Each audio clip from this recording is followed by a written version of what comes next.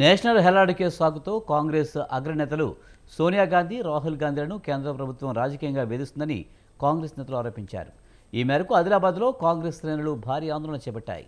ఈ సందర్భంగా డీసీసీ అధ్యక్షులు నరేష్ జాదవ్ నాయకత్వంలో బీజేపీ కార్యాలయాన్ని ముట్టడించేందుకు ప్రయత్నించారు. దీంతో పోలీసులు వారిని అడ్డుకోవడంతో స్వల్ప ఉద్రిక్తత చోటు చేసుకుంది. కాంగ్రెస్ కార్యకర్తలను, నేతలను అరెస్ట్ చేసి స్థానిక పోలీస్ స్టేషన్కు తరలించారు.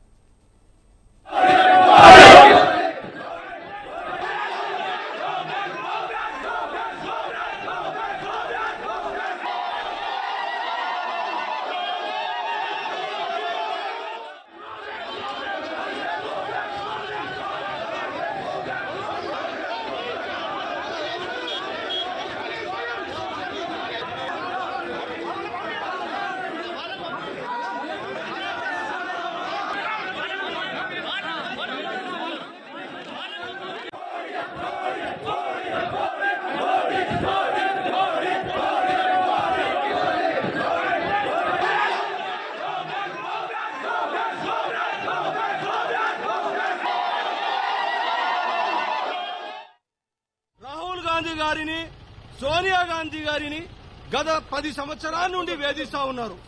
ఈరోజు కోర్టు కూడా చెప్పినా కూడా వినకుండా కోర్టులని, ఈడీలని వారి గుప్పిట్లో పెట్టుకుని ప్రజాస్వామ్యాన్ని ఖుని చేసే విధంగా ప్రయత్నం చేస్తా ఉన్నారు. అసలు ఈ స్వాతంత్రం వచ్చిన నాటి నుండి కూడా ఎప్పుడు ఇలాంటి ఈ అటానమస్ బాడీ వ్యవస్థ లేనటువంటి స్వయం ప్రతిపత్తి ఉన్నటువంటి వ్యవస్థలను వారి గుప్పిట్లో, ఎందుకంటే ఆల్రెడీ నేషనల్ హెరాల్డ్ కేసులో రాహుల్ గాంధీ గారిని, సోనియా గాంధీ గారిని క్లీన్ చిట్ ఇవ్వడం జరిగింది.